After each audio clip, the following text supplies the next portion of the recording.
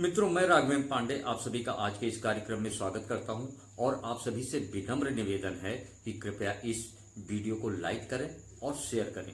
और अगर पहली बार इस चैनल पर आए हैं तो इस चैनल को सब्सक्राइब जरूर कर लें ताकि आगे आने वाली सभी ज्ञानवर्धक वीडियो आपको सबसे पहले मिले और ज्ञान के क्षेत्र में आप हमेशा आगे रहें, अपडेट रहें।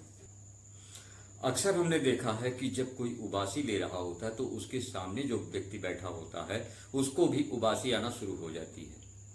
कोई व्यक्ति किसी के साथ अगर ज्यादा समय तक रहता है, उसकी संगत में ज्यादा रहता है, तो सामने वाले का हाव भाव वो स्वीकार कर लेता है और उसके भी हाव भाव वैसे ही हो जाते हैं। इसी तरीके से जो व्यक्ति गलत संगत में रहता है, भले ही गलत कार्य ना करे, लेकिन अगर गलत संगत में रहता है, गलत लोगों का साथ कर लेता है, धीरे धीरे उसकी भी वही आदत होती जाती है और उसके भी कर्म वही होते जाते हैं। इसीलिए बड़े बुजुर्ग कहते हैं कि हमेशा साथ संगत सही रखो। एक तरीके से जब मनुष्य के सामने कोई कार्य बार बार होता है या कोई कार्य वो बार बार करता है तो धीरे धीरे उसका बाह्य मन, आंतरिक मन को वो भावना भेजना शुरू कर देता है और उस कार्य के प्रति भावना उस आदत बन जाती है। और ये भावना जब आदत बन जाती है तो मनुष्य उस आदत का दास हो जाता है। हिप्नोसिस की प्रक्रिया हो या एनएलपी की प्रक्रिया, उसमें यही मुख्य चीज है कि उन भावनाओं को जो मनुष्य के लिए अच्छी हैं, जो मनुष्य को तरक्की देती हैं, उसके जीवन को ऊर्ध्वमुखी बनाती हैं, उन भावनाओं को उसके अंतर्मन में समाहित करना और उनको आदत में शुमार करना, यही मुख्य उद्देश्य होता है हिप्नोसिस का भी और एनएलपी का भी। और मनुष्य जो भावना स्वीकार कर लेता है फिर आगे पूरे जीवन उसी के अनुसार वो कार्य करता है। हकीकत में जब हम अपनी दृढ़ संकल्प शक्ति के द्वारा अपनी दृढ़ इच्छा शक्ति को मजबूत करते हैं तो एक तरीके से हम अपने आंतरिक मन को बार बार ये भावना दे रहे होते हैं कि हमें इस तरीके से कार्य करना है। और जब हम इस पर अभ्यस्त हो जाते हैं, जब ये भावना हमारे घर में बलवती हो जाती है मस्तिष्क में, तो हम उसमें कामयाबी की तरफ बढ़ने लगते हैं।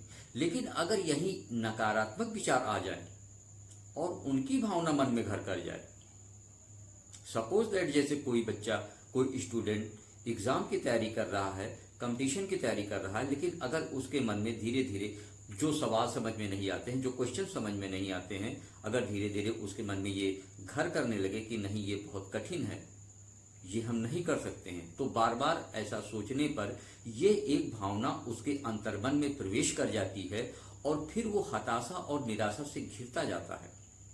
वहीं पर अगर स्टूडेंट अपने मन में इस भावना को भरने का प्रयास करे, अपने अंतर्मन में इस भावना को भरे कि नहीं मैं इसे कर सकता हूं, आई डू इट, तो ऐसा हो ही नहीं सकता कि उसके सामने वो समस्या ज्यादा दिन टिक पाए।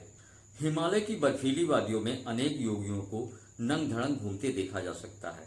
उसकी मुख्य वजह यही है कि उन्होंने अपने अंतर्मन में ये भावना भर दी है, स्वीकार करवा ली है कि हमें ठंड का कोई एहसास नहीं होगा और इसी के बल पर वो वहां आराम से रहते हैं। जबकि एक सामान्य जन के लिए ये बहुत ही असंभव और दुष्कर कार्य है। अगर हम अपने अंतर्मन में ये भावना दे दें कि हम आज से कोई नशा नहीं करेंगे, तो यकीन मानिए कि वो इंसान फिर उस तरफ जाएगा ही नहीं। उसके जो भी कुटेव होंगे, अगर वो भावना दे दी जाए उसके अंतर्मन को, तो वो उससे दूर हो जाएगा।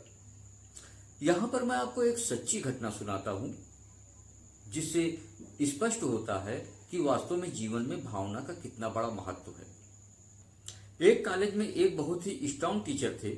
उनके कड़क मिजाज से सारे बच्चों की रूह कांपती थी और अगर उनका कोई दिया हुआ कार्य बच्चे कभी पूरा नहीं कर पाते थे या नहीं करके लाते थे तो उनको बहुत कड़ी सजा मिलती थी। एक बार की बात है, उन्होंने एक कार्य बच्चों को दिया करने के लिए, होमवर्क, और दूसरे दिन उसको कहा कि जो बच्चा इसको नहीं पूरा करके लाएगा उसको बहुत कड़ी सजा मिलेगी।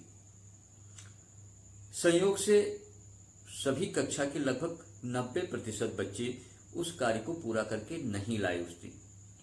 अब बच्चे आए तो बहुत परेशान थे, घबराए हुए थे। उसमें से एक बच्चे ने एक योजना बनाई। उसने कहा कि हमारे साथ आप लोग आइए और मैं जैसा कहूं उस तरीके से आज करिए और हम लोग बच सकते हैं। उसने 11 बच्चों को लिया और सबको बारी बारी से, एक को गेट के बाहर खड़ा किया, एक को गेट के अंदर खड़ा किया, एक को बीच रास्ते में खड़ा किया मैदान में। इस तरीके से उन्होंने 11 बच्चों को प्लांट किया उसने, और सबको ये सिखा दिया कि जब टीचर आए तो उनसे किस तरीके से बात करनी है। सभी ने ये तैयारी पूरी कर ली। संयोग से जब टीचर आए तो जैसे ही वो गेट के बाहर ही थे, एक बच्चा जो वहां पर पहला बच्चा था जिसको अपना कार्य करना था, उसने कहा कि अरे सर नमस्कार। सर जी ने नमस्कार किया। उसने कहा सर क्या बात है, आज कुछ आपका चेहरा उतरा हुआ है, कुछ तबीयत गड़बड़ है क्या? उन्होंने कहा नहीं नहीं ऐसी कोई बात नहीं, चलो क्लास में। उसके बाद जैसे ही वो गेट से एंट्री किए, अंदर आते ही फिर दूसरे बच्चे ने नमस्कार किया, उसने भी यही बात दोहराई।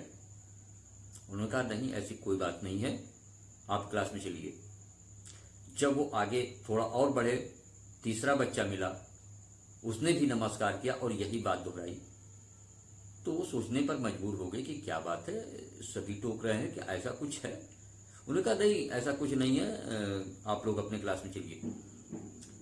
चौथे बच्चे ने भी जब यही कहा तो उन्होंने कहा कि हाँ लगता है कि हो सकता है मेरी कुछ तबीयत खराब हो। और जब पांचवें बच्चे के पास पहुंचे, उसने भी जब यही कहा तो उन्होंने अपने जेब से रुमाल निकाली और हल्का सा पसीना उनके चेहरे पे आ गया था। उन्होंने पसीने को पोंछा और कहा हाँ लगता है कि मेरी तबीयत कुछ गड़बड़ है। इसी तरीके से जब छठे बच्चे ने कहा कि सर लगता है आपकी तबीयत गड़बड़ है, क्या बात है, आपका चेहरा बहुत उतरा हुआ है, तो उनके मुंह से अनायास ही निकला कि हाँ हमें लगता है कि हमारी कुछ तबीयत खराब है, आप लोग क्लास में चलिए। और वो अपने रूम में गए और चुपचाप कुर्सी पर बैठ गए। थोड़ी देर बाद उठे, फिर प्रिंसिपल रूम में गए और प्रिंसिपल रूम में जाके उन्होंने प्रिंसिपल से कहा कि सर लगता है कि आज मेरी तबीयत कुछ ठीक नहीं है, आज मैं क्लास नहीं ले पाऊंगा और इसलिए आज मैं छुट्टी चाहता हूँ। और वो तत्काल छुट्टी लेके वापस चले गए। सातवें बच्चे तक तो नौबत ही नहीं आई। तो ये है भावना का महत्व। अगर हमें कोई बार बार हमारे सामने बात रिपीट होती है, धीरे धीरे धीरे धीरे, ये मनुष्य की एक आदत है कि धीरे धीरे वो उसे स्वीकार करता जाता है।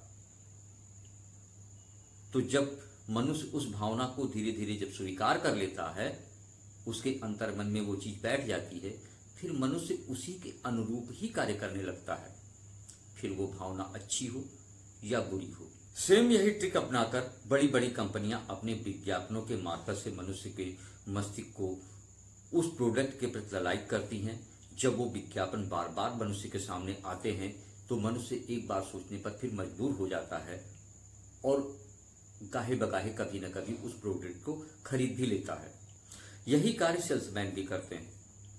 जो सेल्समैन सामने वाले की भावना को जितना ज्यादा उकेल सकेगा, उसको भावनात्मक रूप से हैंडल कर सकेगा, वही अपना प्रोडक्ट बेच पाएगा। ये भी एक कला है। अब यहाँ पर जब हम भावना की महत्व को समझ चुके हैं, तो अगर हम चाहते हैं कि हमारे मस्तिष्क में वो भावनाएं समाहित हों जो हमारे जीवन को उन्नति बनावें, प्रोग्रेस बनावें, और जो भी अवरोध और संघर्ष हैं उनको हम सफलतापूर्वक जीत सकें और सफल हो सकें। तो उसके लिए जैसा कि मैंने अभी बताया कि एनएलपी और हिप्नोसिस ये दो प्रोसेस हैं जो कि इसमें हेल्प कर सकते हैं अच्छा खासा। लेकिन यहाँ पर देखने वाली बात यह है कि समय के साथ में इन दी हुई भावनाओं का ताकत घटती जाती है, महत्व घटता जाता है और धीरे धीरे धीरे धीरे फिर ये चीजें न्यून हो जाती हैं। लेकिन अगर हम सांदीपनी उपकरण के द्वारा अपने आंतरिक मन और बाह्य मन इन दोनों पे आधिपत्य स्थापित कर लें तो हम स्वयं वो कार्य कर सकते हैं जो एक हिप्नोसिस या एनएलपी के द्वारा किया जाता है।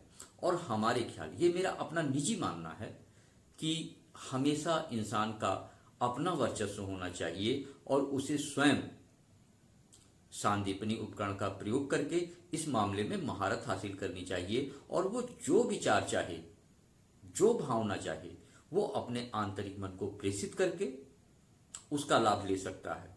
अगला वीडियो मोटिवेशनल वीडियो होगा और हकीकत में वो जितने भी स्टूडेंट हैं जितने भी कंपटीशन की तैयारी कर रहे हैं, जो भी व्यक्ति अपने निजी क्षेत्र में कार्य कर रहे हैं या सर्विस कर रहे हैं या पब्लिक डीलिंग में हैं, उन सभी के लिए बहुत महत्वपूर्ण होगा और ये मोटिवेशनल वीडियो जरूर देखिएगा। मिलते हैं अगले वीडियो में, तब तक के लिए जय हिंद।